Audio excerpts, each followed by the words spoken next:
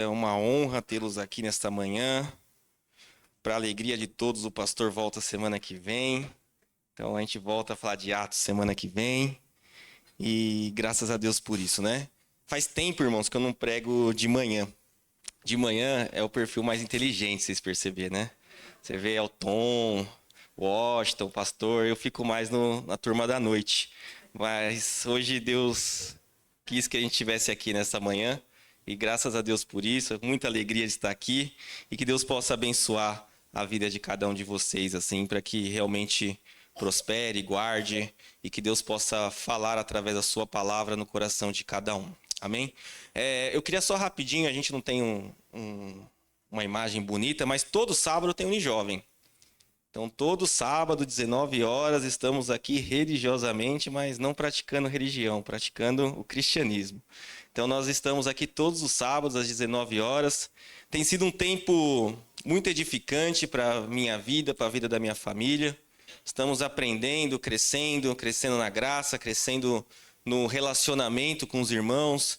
E tem sido muito gratificante. Assim, ontem a gente teve A Paula com certeza vai trazer mais dados aí, provavelmente alguma apresentação do que aconteceu em Poço Fundo. Mas ontem comove nosso coração, alegra muito nosso coração saber que mais de 10 jovens saíram de Pouso Alegre, entregaram um sábado inteiro das suas vidas para fazer missões na prática, né? Para ir realmente no ID do Senhor, bater de porta em porta, tomar porta na cara, assim, que não quero saber disso aí não. Ou falar com alguém, alguém não receber bem a gente.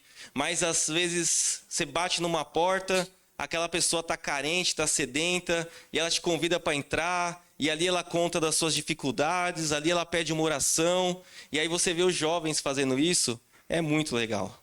Então a gente precisa, achei que o Wesley estava dando tchau para mim, mas é pro B. Já estava dando tchau pro Wesley já aqui já também. Então é muito legal a gente ver isso. É muito legal a gente ver não só teoria, né? Porque a gente vem todo sábado aqui e aplica teoria. Vem domingo de manhã aqui na escola dominical, teoria. Aqui no culto você faz o que quiser, né? A gente fala para pôr na prática, né? Toda vez o pastor ou quem está pregando vai falar como nós concluímos, aí ele traz para a prática, né? Então você percebe que aquilo ali é o que você tem que guardar muito. Como que nós temos que colocar isso na prática? Mas você pode transformar em teoria. Mas tem gente aqui transformando isso em prática. Tem gente realmente colocando seu coração à disposição do Senhor e tem ido na prática fazer o que o Senhor mandou. Então é muito gratificante, é um grupo muito bom. Gosto muito deles. Então Deus tem abençoado muito nossas vidas. E também um convite para quem não está participando. Para quem tem filho na faixa etária aí de 12 para cima, a gente tem o grupo do Teens e a gente tem o grupo de jovens se reúnem no mesmo horário. Então seria uma alegria que vocês forçassem seus filhos na marra para que eles viessem para a igreja no sábado à noite. E para quem é jovem e não está com os pais aqui, talvez, coloca isso no seu coração, coloca esse momento. A gente tem uma cidade que não oferece tantas coisas assim de lazer, de tantas coisas que podem distrair, a não ser aquelas que nos afastam do Senhor. Coloca o sábado à noite como um momento para realmente você ter comunhão com seus irmãos, ter um relacionamento com seus amigos em Cristo, conversar sobre assuntos importantes que nós estamos contextualizando, não estamos numa bolha. E nós vamos começar 2 séries. A gente vai começar sobre os pilares da fé. A gente precisa de base, a gente precisa saber o que a Bíblia fala. E nós vamos expor o livro de Tiago. Então, aproveita para virar um marco aí e começar a praticar com a gente a Unijovem, tá bom? E aí eu queria rapidamente falar, e aí já vou introduzir a mensagem. Ontem, quando nós fomos para Poço Fundo, e aí a gente começa um processo evangelístico, a gente vai abordando as pessoas e a gente recebe muito uma notícia que ela parece ser boa. Ela engana que é boa. E que notícia é essa? Você chega no evangelismo e você fala assim, você conhece a Jesus? Aí ele fala, sim, eu sou cristão. Oh, que bênção. Só que como a gente aborda lá, sei lá, eu não estou falando especificamente de Poço Fundo, estou falando de qualquer projeto evangelístico, principalmente no Brasil, um país cristão, um país que a maioria das pessoas já ouviram falar do evangelho. E aí você chega e aborda, a pessoa fala que é cristão e o país continua desse jeito. As pessoas aí, todo mundo falando que é cristão, e cristão independente da denominação, a gente aborda católico é cristão, a gente aborda evangélico é cristão, a gente aborda um espírita, fala que é cristão, e aí continua o Brasil desse jeito, continua os casamentos desse jeito, continua as famílias sendo destruídas desse jeito, continua toda a sociedade... Obrigado, irmão. Continua toda a sociedade não refletindo o que Cristo fez por nós. Então, como que num projeto evangelístico a gente aborda todo mundo é cristão? Faz sentido essa frase? Faz sentido? E eu não estou julgando, tá, irmãos? Longe de mim. A Bíblia nos dá parâmetros para a gente colocar a luz da Bíblia e entender o que está acontecendo. E a gente vê nessas coisas, a gente fica um pouco triste. Porque em 2 Coríntios 5:20, fala que nós somos embaixadores de Cristo. Nós estamos nesse mundo, mas nós não pertencemos a ele. Nós estamos nesse mundo que tem suas leis, que tem seu governante, que é Satanás e seus demônios, mas nós não pertencemos a eles. Nós estamos na embaixada de Cristo, onde a lei é outra, onde a cultura é outra, onde o modo de pensar é outro, onde o modo de agir é outro. Isso é uma embaixada. E Paulo fala que nós somos esse embaixador de Cristo. E a gente vê que isso não está sendo refletido na sociedade, apesar de muitos cristãos. E aí hoje o tema que eu gostaria de discorrer rapidamente, já são 10h20, é sobre a responsabilidade cristã.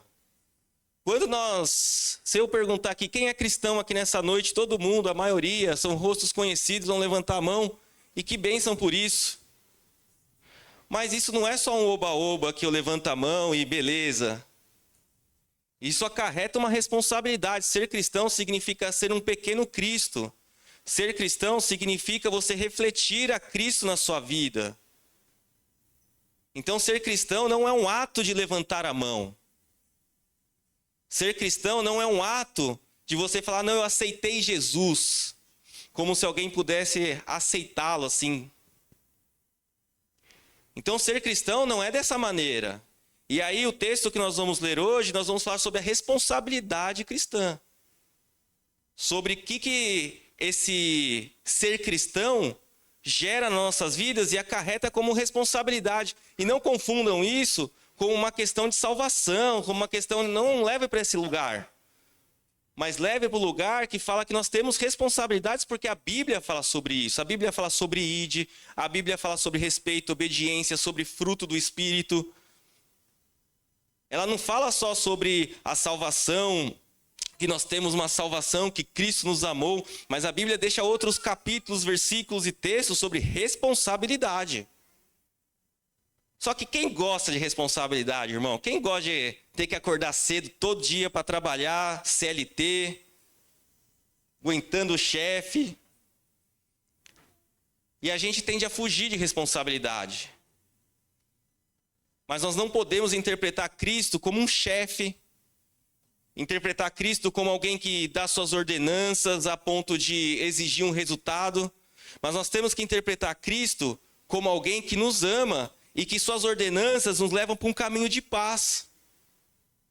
Que a responsabilidade cristã não é por uma questão de resultado, mas por uma questão de amor.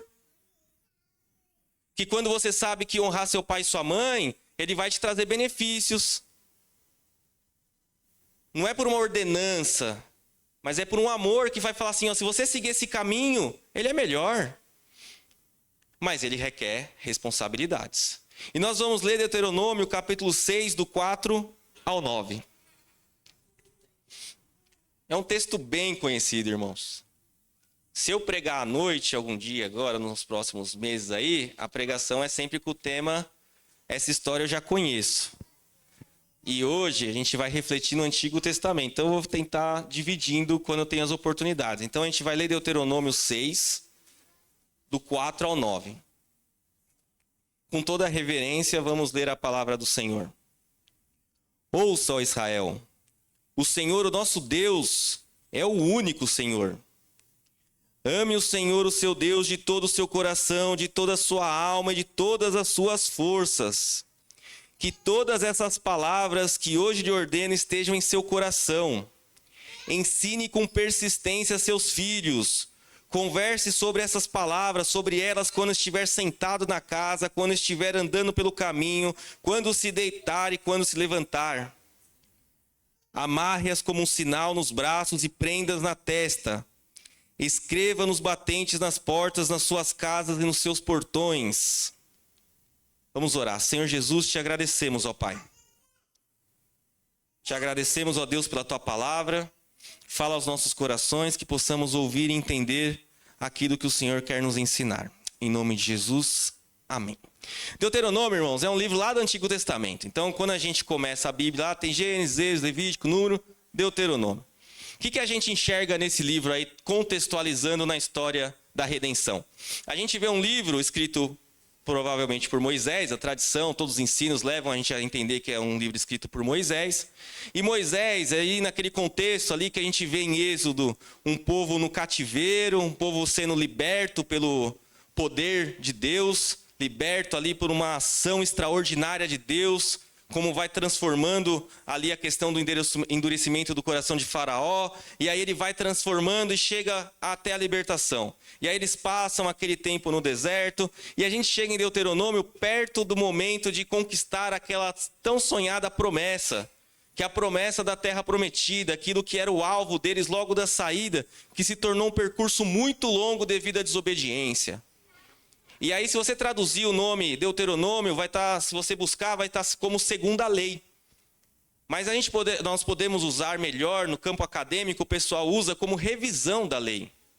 Por quê? Porque as pessoas que saíram do Egito, aquelas pessoas que saíram, que tiveram aquela oportunidade de ver o poder de Deus, elas foram morrendo no deserto. Elas foram caindo ali, elas foram caindo e morrendo. E muitas daquelas coisas, daquelas questões que eles viram, que foram contadas, foi se perdendo. E aí ele fala assim, ó, vamos condensar tudo de novo e vamos fazer essa revisão da lei. Vamos fazer um resumo aqui. E aí ele pega Deuteronômio do 1 ao 4, ele vai trazendo tudo aquilo que Deus fez. Os milagres, da libertação, tudo aquilo. E aí ele vai chegando no capítulo 4 em diante, ele vai trazendo uma questão de conselhos. Moisés vai trazendo conselhos, uma questão de postura, como devemos nos portar. E aí ele começa a trazer essa parte aí de todos os ensinamentos, desde Êxodo ali até Deuteronômio, ele vai trazendo agora para a gente colocar isso na prática. E ele chega nesse capítulo 6, e aí no versículo 4, quando ele fala, ouça, ó Israel, se você conversar com um menino judeu de verdade, aquele judeu que segue as tradições judaicas, ele sabe essa parte de cor. É conhecido por eles como Shema. É um trecho que eles sabem de cabeça. E aí por que eles sabem de cabeça? Porque tem um grau de importância muito grande para o entendimento e a mensagem que tem dentro dele. E aí se você perguntar para uma criança ou para uma pessoa já mais velha e falar assim, ó, me recita o Shema, que significa ouça, ó Israel, ele vai citar esse texto. Deuteronômio 6, do 4 em diante. E aí a gente vai meditar um pouco nele.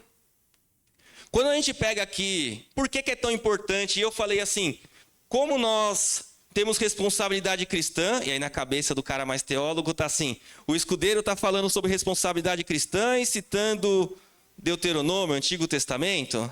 Que loucura é essa? Aí você precisa frequentar a escola dominical aqui embaixo, né? Hoje nós tivemos aula sobre isso.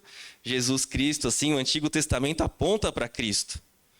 Jesus, em João 5, fala assim, ó, se vocês entendessem sobre quem Moisés escreveu, vocês creriam em mim, porque ele estava falando sobre mim. Então, quando eu falo de responsabilidade cristã, mesmo expondo um livro de Deuteronômio no Antigo Testamento, é tudo sobre Jesus. E aí o primeiro versículo que nós lemos é o versículo 4. Ouça, Israel, o Senhor, o nosso Deus, é o único Senhor. O que Moisés está querendo condensar aqui naquele contexto? Como nós falamos, saíram do Egito. Egito, muitos deuses, muita idolatria. Faraó é Deus. Para você plantar, você tem que crer num Deus de fecundação. Para você chover, tem que crer num Deus que chove. Para um rio, você crê no Deus. São muitos deuses. E naquele contexto, Moisés está reforçando. Pessoal, vocês têm que lembrar disso. Ouça, ó Israel, o Senhor, o nosso Deus, é o único Deus. Da onde a gente saiu, idolatria pura. Para onde a gente está entrando, temos Baal. Temos outros problemas. Então lembrem-se disso, o nosso Deus é o único Deus. Uma fidelidade que precisamos ter para o nosso Deus. E aí, como nós colocamos isso, uma questão de não, mas eu sou evangélico, batista, de uma igreja tradicional, uma igreja que tem mais de 50 anos em Pouso Alegre, uma história repleta. Isso aí eu já entendi faz muito tempo. Isso aí para mim está muito claro, muito certo. Amém, irmão. Graças a Deus por isso. Mas será que é verdade 100%? Será que a nossa religiosidade não confunde a gente um pouco às vezes? Porque os deuses que eu citei, o Deus que chove para você colher, o Deus que fecunda para você a parte da fertilização para você colher, esses deuses aí, se a gente colocar na nossa rotina, a gente coloca o nosso trabalho, às vezes, nosso esforço. Horas e horas incansáveis, que abandona a família, que abandona todos os afazeres, abandona tudo pelo trabalho. Mas de domingo de manhã eu estou aqui. E aí eu me engano que o Senhor, meu Deus, é o único Deus, porque eu não creio numa imagem. Mas será que eu não estou crendo no Deus do esforço? Ou se não, aquele jovem, não, eu quero ser isso na minha cabeça, porque isso vai resolver a minha vida financeiramente. E aí, nada errado, irmãos, o estudo é muito importante e eu ensino para os jovens isso de sábado, tá? Que tem que estudar, não vão achar que vocês estão mandando sábado aqui, eu falo, não estudem, tá?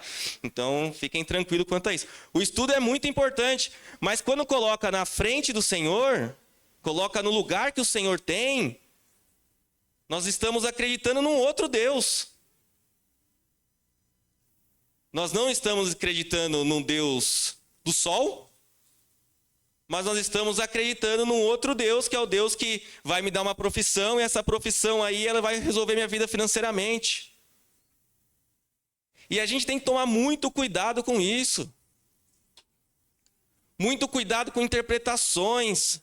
Muito cuidado com aquilo que a gente tem colocado no nosso caminho, que tem colocado e tomado o tempo que deve ser de Deus.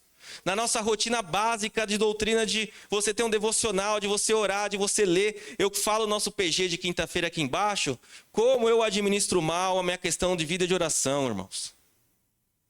Porque ler, para eu subir aqui, eu escrevi 15 páginas. Tem 15 páginas escritas aqui. Para eu subir aqui, você se esforça, fala, não vou subir lá, tem uma igreja bonita, com um monte de pessoas que querem ouvir a palavra de Deus, um estudo, e você não vai se preparar? É errado. Então tem lá que orar, tem que ler, tem que estudar, mas você foca bastante no estudo. E aí eu estou terminando o seminário, você tem que ler as apostilas, você tem que ver alguns workshops, você tem que trabalhar essas coisas. Mas a oração ninguém vê. A oração é eu e Deus. E aí ela vai lá para o final lá. Eu trabalho, eu estudo, eu arrumo. Sendo que o certo, falando, seria o contrário. E eu colocando coisas no lugar de Deus, quando Deus requer essa fidelidade. Ouça, ó Israel, o Senhor, o seu Deus, Ele é o único Deus. Todas as coisas vão ser dependências dEle. Todas as coisas vão ser variações que você precisa entregar para Ele e Ele vai te devolver o que você precisa. Ah, mas eu preciso de um namorado. Seja fiel ao Senhor, seu Deus, o único Deus. Ah, mas eu preciso de um emprego. Seja fiel ao Senhor, seu Deus, o único Deus. Ah, mas eu estou enfermo. Seja fiel ao Senhor, seu Deus, o único Deus. Porque Ele requer fidelidade. E temos muitos erros. Idolatria a filhos. Idolatrias a trabalho.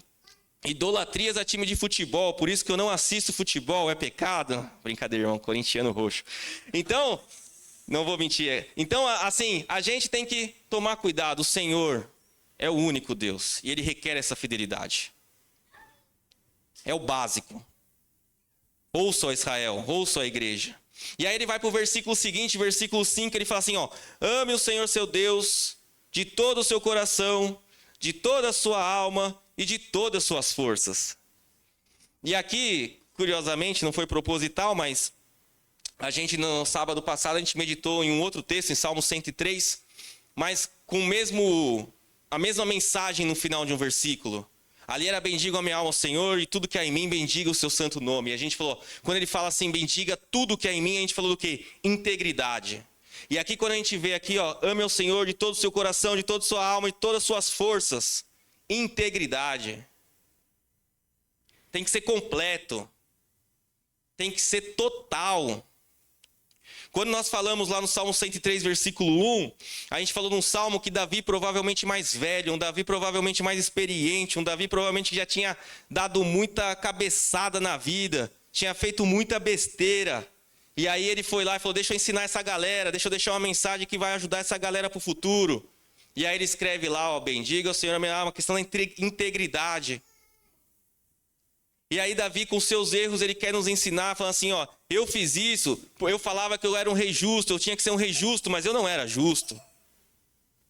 Eu tinha que ser um rei obediente, mas eu fiz o censo, eu não fui obediente. Então não façam isso. E aqui quando a gente olha que ama o Senhor, o seu Deus, de todo o seu coração, de toda a sua alma, de todas as suas forças, precisamos ser pessoas íntegras. O que nós fazemos aqui seja verdadeiro aqui dentro e lá fora. As pessoas nos observam o tempo todo. Ser cristão aqui dentro é muito fácil. Ser um pequeno Cristo na igreja é muito tranquilo. Ser alguém que aparece com Jesus no momento que eu estou sentado sem falar nada é muito fácil. Mas quem vai falar se nós somos um cristão de verdade, íntegro, que nós temos esse versículo de verdade na nossa vida, são as pessoas mais próximas da gente. É o meu filho, é a minha esposa, é a minha filha. Eles vão falar a verdade. Ah, meu pai, ele não fala uma palavra torpe. Ah, o meu marido, ele não explode e perde a paciência toda hora e ele acaba descontando toda a sua raiva. A integridade, ela é muito maior do que simplesmente o conhecimento. O conhecimento é parte para você entender o que tem que ser praticado, o que tem que ser verdadeiro, o que tem que ser íntegro. Ser um personagem, irmãos, é muito fácil, mas é pouco duradouro. Ser alguém que reflete, nossa, eu brinco, essa semana teve uma diretoria que veio aqui visitar a gente, e aí eu falei, eu tenho que ir para o serviço, né? Falei, deixa eu passar no guarda-roupa, pegar o sorriso social, pôr no rosto e ir para o trabalho. É muito fácil sorrir aquele dia, e ficar lá e... Mas depois o resultado é cobrado. Aqui é muito fácil vir de domingo. Mas quando sai, vai lá no trabalho, como que é a nossa postura perante as situações? Quando a gente chega em casa, a gente não pode perder a paciência com o patrão, porque o patrão manda embora, daí a gente vai lá, estoura no filho, chuta o cachorro. Quando a gente ouve aqui ao Senhor seu Deus com todo o seu coração, suas forças, todas as suas forças devem refletir a Cristo. Deve batalhar para fazer as coisas certas, deve batalhar para refletir o cristão. E não é fácil, irmãos, mas nós somos observados o tempo todo. E o maior exemplo que a gente pode dar é a nossa vida como testemunho. O que a gente mais faz e tenho certeza vai fazer é errar. Infelizmente. Apesar que ontem eu conheci um cara que ele falou que não peca. Ontem no evangelismo lá foi engraçado. Vale 2 minutinhos aqui, dá tempo. Foi evangelizar o rapaz lá. Aí o rapaz assistindo o Estevão Hernandes ali o Hernandes Dias Lopes, desculpa. O Hernandes Dias Lopes na TV. E aí ele assistindo lá, eu falei, aqui é seguro evangelizar o João Pedro. Aqui é seguro evangelizar. Aí ele foi lá evangelizar o cara, daí, não, que todos somos pecadores. O cara, não, eu não sou pecador, não. Não vem com essa história pra mim, não, que eu aceitei Jesus, e a partir de agora eu não sou pecador. Aí o João ficou amarelo, rosa, daí começou a suar. Eu falei, João, continua na próxima casa, eu assumo aqui, João, deixa comigo. Então, a certeza é que nós vamos errar, irmãos, mas nós somos vistos todo o tempo, então nós temos que, com todas as nossas forças, buscar o entendimento e mostrar a face de Cristo para as outras pessoas. Poço Fundo, uma cidade com 15 mil habitantes, irmãos. 15 mil. Eu estava na rua, virado para um portão, e aí eu ouço assim, aquele é o escudeiro? Aí o que estava lá comigo falou, é o escudeiro. Aí eu virei, uma pessoa que trabalha comigo no trabalho ali, pertinho de mim.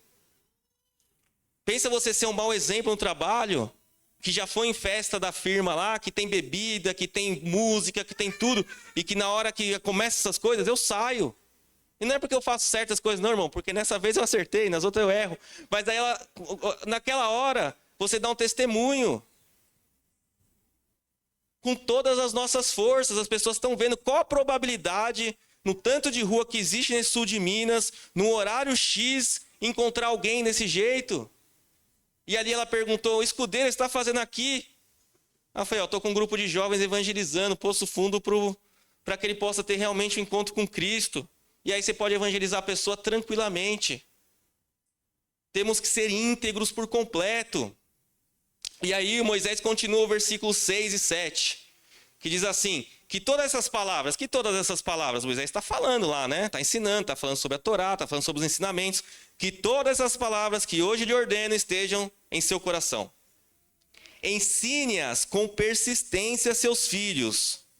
Converse com ela quando estiver sentado em casa, quando estiver andando pelo caminho, quando se deitar, quando se levantar. Aqui fala sobre obediência. Nós precisamos ser obedientes a esse mandamento. E qual é o mandamento? Ensine com persistência. Você, pai, não é responsabilidade do ministério infantil ensinar os seus filhos sobre Cristo. Apesar de fazer isso, fazer com maior amor. Você vê as irmãs aí se desdobram, tem alguns jovens que ajudam, você vê a dedicação deles, eles oram por esse ministério e é uma bênção. Mas obrigação é sua. Responsabilidade é sua. A igreja, apoio. A igreja vai ali trabalhando essas coisas, vai te dando ferramentas. Mas a responsabilidade é sua. Ensine com persistência. Ensine incansavelmente. Dá trabalho, irmãos, porque a nossa rotina, a gente já está, não sei se vocês sabem, acho que, sei lá, quase no meio de abril. Parece que foi ontem o Natal. E já está no meio do ano de novo. O tempo voando. Eu sei que é difícil. Para todos é difícil. Mas ela exige escolhas, ela exige que a gente faça escolhas. As escolhas devem ser o quê? Ensine com persistência seus filhos. Senta com ele lá e fala assim, ó, vamos falar sobre isso aqui, ó. Você está com dúvida desse tema? Vamos ver o que a Bíblia fala. E sobre isso aqui? Vamos lá de novo. Rotina. É importante, irmão, cansa. Lógico que eu prefiro jogar videogame.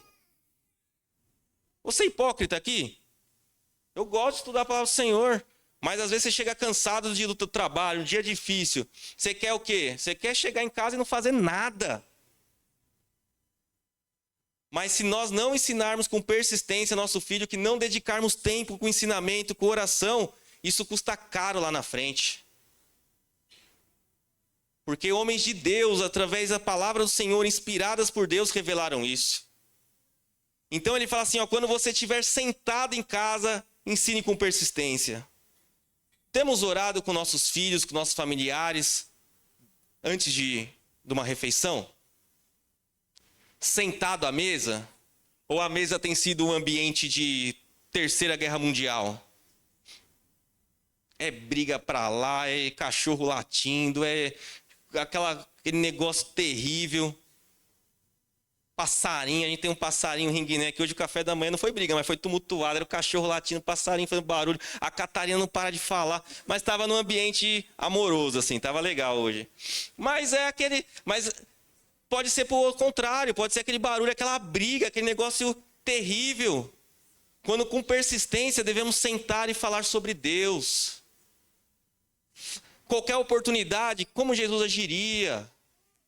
Trazer Jesus para a nossa conversa. Que assunto que tem permeado nossas conversas. Quando colocamos músicas para ouvir ali em família, filmes para assistir, o que nossos olhos estão proporcionando para os nossos filhos?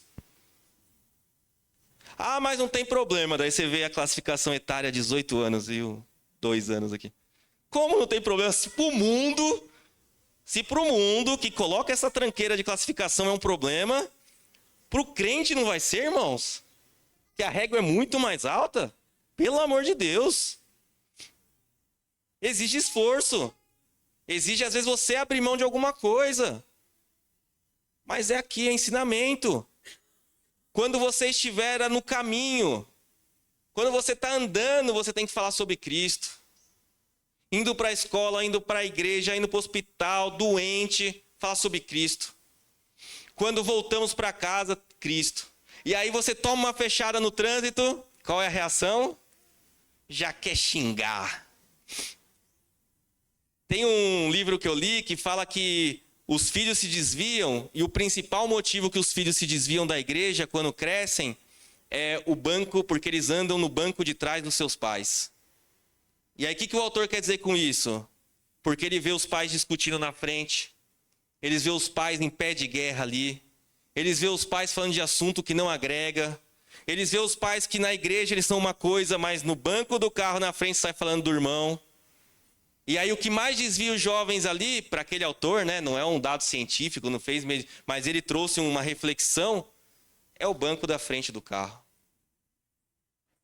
Então nós, quando estivermos no caminho, nossos filhos estão olhando, os nossos passageiros estão olhando. E ele também fala ao deitar e ao levantar. Fala com seus filhos sobre histórias antes dele deitar. Nessa fase aqui da Lorena, irmãos. Que fase linda. De você plantar, sabe o Sansão, Lorena? Ele era super forte. E ele venceu tudo. Você pega ela e fala assim, numa idade perfeita para plantar o evangelho. Sabe, Jesus, não existe nenhum super-herói. Quem é o Homem-Aranha perto dele, minha filha? Nada. Jesus, ele morreu na cruz por amor por você. É o momento de fazer isso. Ao levantar, ao deitar, não se canse. Se não fizermos isso, alguém vai fazer pela gente. Na nossa casa, se a gente tem um quartinho vazio, o que ele vai virar? Quartinho da bagunça. Ele é vazio até a gente arrumar bagunça. Aí a gente começa a levar tudo para lá. E leva lá a bicicleta, depois leva lá uma coisa que você não usa há 10 anos e vai levando para lá. E aí o quarto vazio vira o quarto da bagunça. O cérebro dos nossos filhos, se nós não colocarmos aquilo que é bom, aquilo que é agradável, nós não colocarmos a palavra de Deus incansavelmente, persistentemente, o celular vai colocar alguma coisa lá. A televisão vai colocar alguma coisa lá. As más companhias vão colocar alguma coisa lá. Mas nós devemos estar atentos, irmãos. Muito atento quanto a isso. Nós não podemos estar vacilantes. E aí ele continua o texto no versículo 8 e 9. Amarre-se-a com sinal no braço, prenda na testa, escreva no batente da porta da sua casa, escreva nos seus portões. Então, criançada, chega em casa, picha a porta da casa lá, ó, Deuteronômio, não, brincadeira, 6. Mas assim, aqui o que ele está falando, o autor, irmãos? Existe, se você olhar, der um Google lá na sua casa depois, você vai ver e colocar um judeu ortodoxo no Muro das Lamentações. Lá. Coloca isso. Você vai ver a figura dele.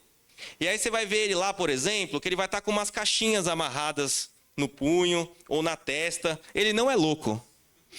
Não é. Ele está seguindo isso aqui. E aí o que chama isso aqui? Em hebraico chama tefilim. E em grego chama filactérios. E aí é uma caixinha que você coloca lá os versículos dentro e você fica com ela lá. E aí você memoriza, você simboliza, você está sempre com ela ali para mostrar que você tem uma fé, que você tem uma crença, que você é um cristão. Nós não vamos sair amarrando caixinha na testa, nem no punho. Não combina com o meu nariz. Mas a gente faz, qual que é o nosso filactério, irmão? É a vida do casal. Nossa, aquele casal ali, olha que bênção, olha como ele se comporta com os filhos. Olha ali a educação. Olha como os filhos dele ali têm uma questão de disciplina. Olha ali como eles... E não deixando uma pessoa acima, eu só estou falando de você representar isso. Ser exemplo para os pais. Não abandone seus pais. A próxima geração ela é perigosíssima, irmãos. Perigosíssima. Porque nossas escolhas vão refletir lá na frente algum resultado.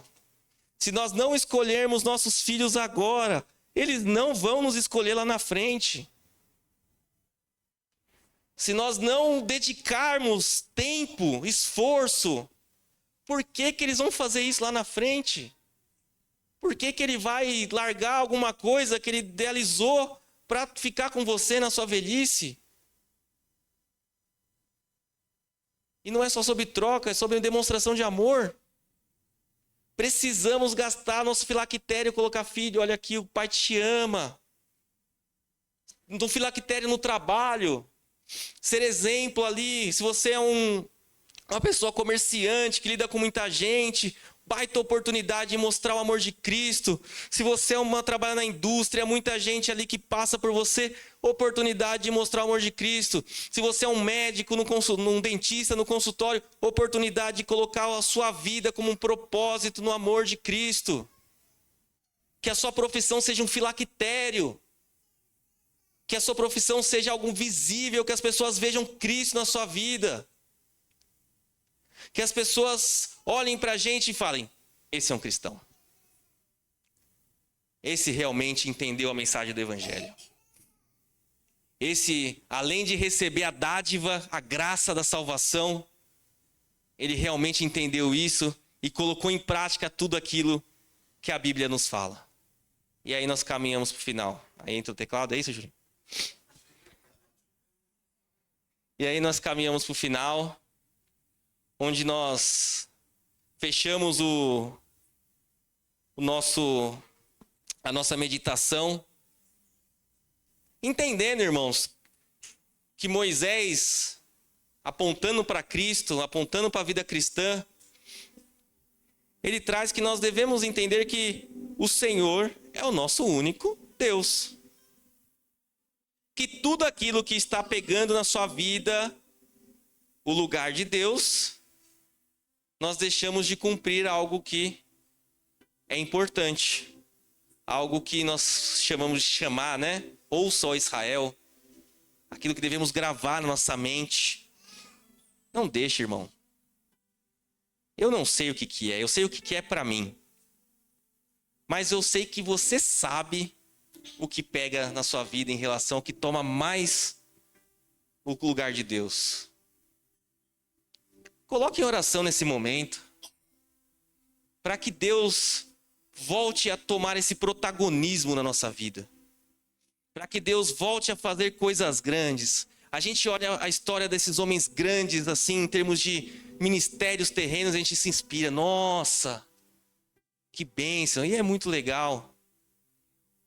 O que difere nós deles é um pouco de talento, de competências, tudo. Mas o Deus é o mesmo. O Deus que usou os improváveis. Que usou Pedro, que usou Mateus, que trouxe ali várias pessoas que a sociedade julgava de uma maneira que... Mas essas pessoas entenderam. O Senhor Jesus Cristo é meu único Deus. É nele que tem que estar minha confiança. É nele o meu alvo. É nele que eu me espelho. É nele que as pessoas que olharem para mim têm que enxergar a Cristo. Ou talvez a nossa vida não tenha sido integral perante Deus. Uma vida verdadeira. Parecemos funcionário da Globo, todos atores. Quando Deus fala que nós devemos ser integral.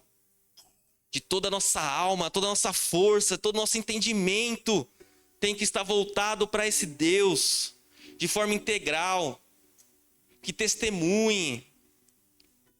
Devemos persistentemente cuidar de nossa família. E quantos de nós estamos deixando esse ministério da nossa família de lado?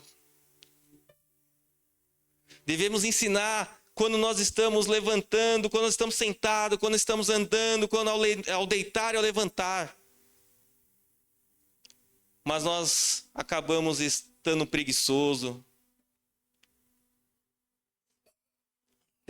No seminário a gente aprende que 3 barras atrapalham a vida de um pastor, né? Barra de saia, barra de cama, porque o cara é preguiçoso, e a barra de ouro, né? Então, você quer ser uma pessoa boa, você tem que tomar cuidado com essas três coisas. Com questões de sexualidade, oportunidade com outro sexo, questões de a barra de ouro, você não pode ser uma pessoa vaidosa, uma pessoa que busca isso. E a barra da cama, preguiça é pecado. Persistentemente, incansavelmente. Não estou falando para ninguém ficar entrando em burnout aí, não dormindo, não é sobre isso. Estou falando sobre a gente colocar nossa vida, nosso tempo como prioridade as coisas de Deus e a nossa família. E por último, essas coisas vão dar um resultado que nós possamos testemunhar para fora. Que outras pessoas possam ver o amor de Deus em nossas vidas, possam ver uma família estruturada, possa ver nossos filhos como um exemplo, possa ver o amor de Deus, o cristão, andando pela rua ali. Quando passar na rua ali, olha aquela pessoa ali, o que ele tem de diferente? Oh, mas ele tem tudo igual, ele trabalha comigo, as mesmas condições de vida, mas por que ele é diferente? O que eu tenho de diferente dele? É Cristo. Só sobrou isso. O restante, as oportunidades são as mesmas, mas ele tem Cristo. E o nosso filactério está sendo mostrado aí para a sociedade. Então Cristo nos chama essa manhã para que possamos refletir sobre esse texto. Ouça, ó PIB Pouso Alegre. Ouça o que o Senhor, seu Deus, deixou nas Escrituras para que nós possamos aprender nesta manhã. Vamos orar. Senhor, nosso Deus, obrigado, ó Pai. Obrigado, ó Pai, por abrir nossos ouvidos nessa manhã e ouvir, Senhor, essa mensagem tão importante, ó Pai. Uma mensagem que nos exige que o Senhor seja o nosso único Deus. Uma mensagem, ó Deus, que nos traz a questão de uma integridade, ó Pai, de uma pessoa verdadeira, uma pessoa completa, plenamente cristã, não perfeita, porque a perfeição não existe, ó Pai, somos pecadores, mas aquela que se esforça, ó Pai, que busca, ó Deus, o aperfeiçoamento. Estamos na fase da igreja, a fase de buscar a santidade, ó Deus. Pai Santo, Pai querido, que nós, como família que somos aqui, possamos incansavelmente ensinar, ó Pai. Incansavelmente, ó Pai, ao sentar, levantar, ao caminhar, falar sobre as coisas que Cristo fez, que Cristo faz e que Cristo vai fazer. Nós cremos nisso, ó Pai. Pai Santo, Pai querido, Deus amado, e que nossa vida seja um testemunho para a sociedade, ó Deus.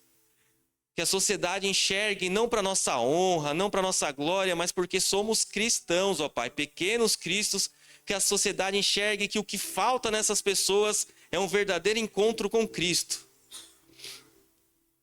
E que possamos, ó Deus, ser meio para isso, levando o Teu Evangelho no nosso trabalho, escola, na nossa vizinhança, que a nossa vida seja realmente não um exemplo perfeito, mas que seja Cristo resplandecendo a sua luz. Abençoa, Senhor, o domingo dos nossos irmãos, que venha ser um domingo de paz, um domingo em família, um domingo, Senhor, que a perfeita paz esteja com cada um. Que o amor de Deus, ó Pai, que excede qualquer entendimento, possa estar no coração dos nossos irmãos. E que à noite, ó Deus, possamos, ó Pai, estar novamente te louvando, te agradecendo e aprendendo ainda mais a Tua palavra, Pai. Deus abençoe, irmãos. Bom domingo. Fiquem com Deus.